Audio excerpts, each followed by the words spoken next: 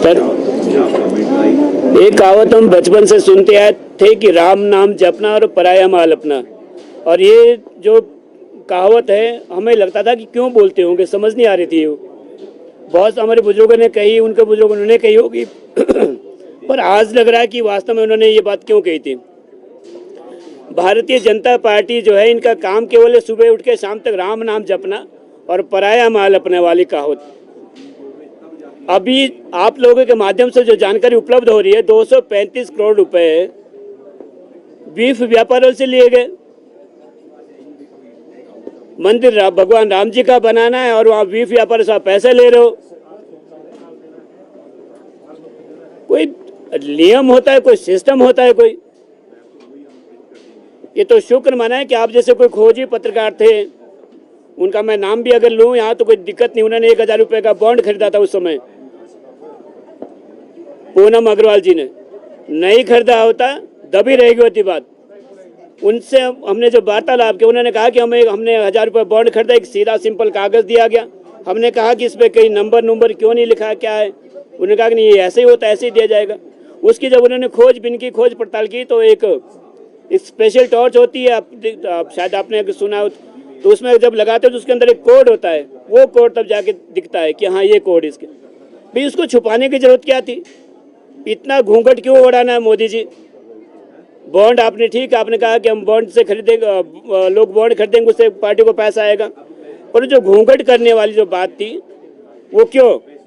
सबको पता है, ठीक है, बड़ी बड़ी कंपनीज है, पैसा देती है, पैसा लेते हैं, पर कहीं ना कहीं आपकी मंशा कुछ और रही होगी इसके पीछे। दुनिया का सबसे बड़ा घोटाला, हिंदुस्तान का नहीं, दुनिया का सबसे बड़ा घोटाला, और आज़ादी के 75 साल बाद सबसे बड़ा घोटाला कोई है तो ये बॉन्ड। ऐसे ही नहीं इतनी बड़ी बड़ी एजेंसियों को मैनेज किया जाता, ऐसे ही नहीं सीबीआई, ईडी और उसको चुनाव आयोग को मैनेज किया जाता। वहाँ पर भी सारी चीज़ें मैनेज करने के लिए जो बॉन्ड है, इसका पैसा यूज होता होगा, कहीं ना कहीं ये पैसा लगता होगा। उदाहरण के लिए आप देखिए, हिमाचल प्रदेश से 6 MLA को अभी पिछले दिनों सदन से उनको बाहर किया गया। चुनाव आयोग को इतनी जल्दी थी कि घोषणा कर दी। सुप्रीम कोर्ट ने फैसला पेंडिंग रखा था, आज 18 तारीख को फैसला आना था। उससे 4 दिन पहले ही चुनाव आयोग ने कह दिया हिमाचल में भी चुनाव हो जाएंगे। क्यों हो जाएंगे? किस आधार पर करवा लोगे? कोई आधार होना चाहिए उसका, अपनी मनमर्जी कर लोगे। सुप्रीम कोर्ट ने कहा था कि प्रधानमंत्री के साथ नेता प्रतिपक्ष होने चाहिए साथ में, 3 लोगों की कमेटी बनाई थी। पर वो भी मोदी जी ने, सुप्रीम कोर्ट का फैसला हुआ, उन्होंने कहा नहीं मैं रहूंगा, एक कोई मंत्री रहेगा तो मंत्री तो मोदी जी की सुनेगा जो मंत्री जी कहेंगे। अब नेता विपक्ष अगर वहां जाएगा तो क्या कर लेगा? 3 में से 2 के साइन हो गए, तीसरा चाहे करे चाहे ना करे, मजाक बना रखे देश का। सबसे अधिक विश्वास अगर लोग कोई करता था तो SBI बैंक पे करता था। सबसे बड़ा घोटाला SBI ने कर दिया। उसके बाद इलेक्शन कमीशन, चुनाव आयोग पर लोग विश्वास करते थे। चुनाव आयोग का जो हिमाचल में जो फैसला आया, बहुत दुर्भाग्यपूर्ण फैसला था। जयराम जी कहते बड़ा अच्छा फैसला है, तुम तो बोलोगे अच्छा फैसला है क्योंकि आपके आका ने जो करवाया था फैसला ये। पर किसी भी पढ़े लिखे व्यक्ति के गले से ये बात नीचे नहीं उतर रही थी, हजम नहीं होती कि सुप्रीम कोर्ट में फैसला पेंडिंग है। इतनी कौन सी आग लग रही है इलेक्शन कमीशन को? ठीक है, सुप्रीम कोर्ट का फैसला अगर आ जाता तो जून महीने 1 जून को शायद हिमाचल में चुनाव होने, उससे पहले भी एक दोबारा पीसी कर लेते। वो तो सरकारी पीसी होनी है, चुनाव का खर्चा उसमें थोड़ी न होना था कि भाई हिमाचल में इस तरह की गतिविधि हुई, हिमाचल में ऐसा घटनाक्रम हुआ, सुप्रीम कोर्ट ने ये फैसला सुनाया है, इसलिए हिमाचल में 6 विधायकों के लिए अलग से चुनाव करवाया जाए। इससे सीधी उंगली उठती चुनाव आयोग के ऊपर। वो भारतीय जनता पार्टी की बी टीम के रूप में काम कर रही है। हिमाचल प्रदेश की ओर से किसी भी नेता ने, किसी भी इनके लीडर ने, किसी भी प्रवक्ता ने इसके ऊपर कहा नहीं है। क्यों नहीं कहा है? अगर कांग्रेस का यही हाल रहा तो 2-4 स्टेटों में जहां पर यहाँ पर भी नहीं रहेगी। हम इसलिए कह रहे हो कि हम अभी गठबंधन में हैं, हम इसलिए कहना पड़ रहा है। बिक गए। मैं फिर कहना चाहूंगा, इन 6 जगह अगर चुनाव होगा और 4 लोकसभा में चुनाव होंगे तो आम आदमी पार्टी के जो कैंडिडेट होंगे, मैं लोगों से निवेदन ये करूंगा कि आप उन्हें वोट दें, क्योंकि हम बिकने वाले नहीं होते, हम लोग टिकने वाले होते हैं। बिकना होता तो दिल्ली जैसी जगह में 7 साल 1.5 साल जेल की यातनाएं झेल रहे बिना मतलब की। कोर्ट में सबूत नहीं दे पाए, 1 रुपए की फूटी कौड़ी का सबूत नहीं सुप्रीम कोर्ट उसमें कोर्ट में जुटा पाई जो केंद्रीय गवर्नमेंट है, वो फिर भी हम लोग झेल लें। हमने कहा ठीक हम लड़ेंगे। आज़ादी की लड़ाई एक लड़ाई 76 साल पहले लड़ी थी, दूसरी लड़ाई आज फिर लड़ी जा रही है। तकलीफ यही होती है केंद्र गवर्नमेंट को। आम आदमी पार्टी से दिक्कत ये है कि यहाँ पर हर व्यक्ति पढ़ा लिखा व्यक्ति है, हर व्यक्ति झुकने वाला, प्रत्येक व्यक्ति हमारे छोटे छोटे कार्यकर्ता वो भी लड़ने का मादा रखता है, जूझने का मादा रखता है, जूझने का जज्बा रखता है। फिर कहना चाहूँगा हम कांग्रेस पार्टी की तरह ये नहीं कि हाथ पहले खड़े कर दिए एडवांस में ही, ईडी सीबीआई का छापा पड़ा नहीं, उससे पहले तुम बीजेपी का पटका अपने गले में डाल रहे हो, ये भी दुखद है। फिर ये कहना चाहूँगा हिमाचल प्रदेश के ऊपर, हिमाचल प्रदेश जो 6 जो एमएलए के चुनाव होने थे, क्यों कांग्रेस ने इसके ऊपर नहीं कहा? कहना चाहिए था कांग्रेस पार्टी को, अधिकार था आपका कहने का। उत्तराखंड में सेम यही स्थिति तो हुई थी।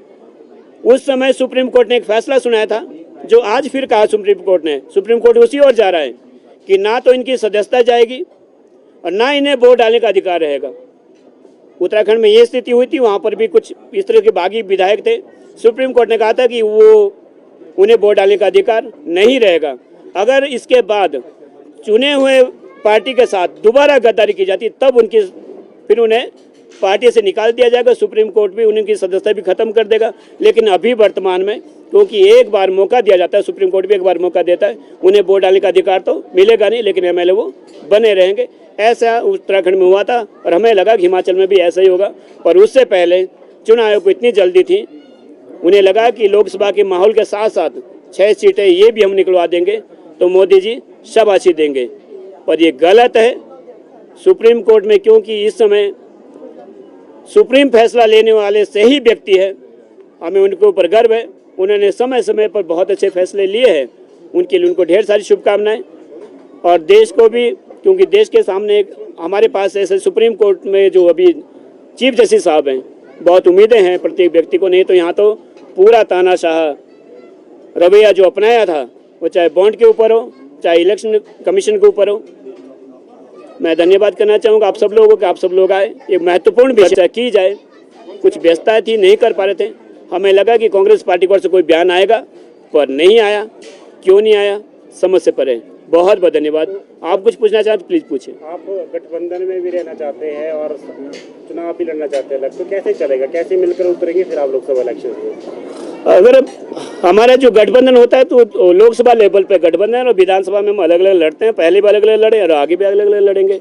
लोकसभा के लिए हमारा हो सकता है कि हाईकमान अगर कहता है कि गठबंधन लेना है तो वहाँ पर हो सकता है, पर विधानसभा में हम अलग अलग लड़ेंगे, क्योंकि हमने 3 राज्यों में जहाँ चुनाव वहाँ पर भी विधानसभा में अलग अलग लड़े थे।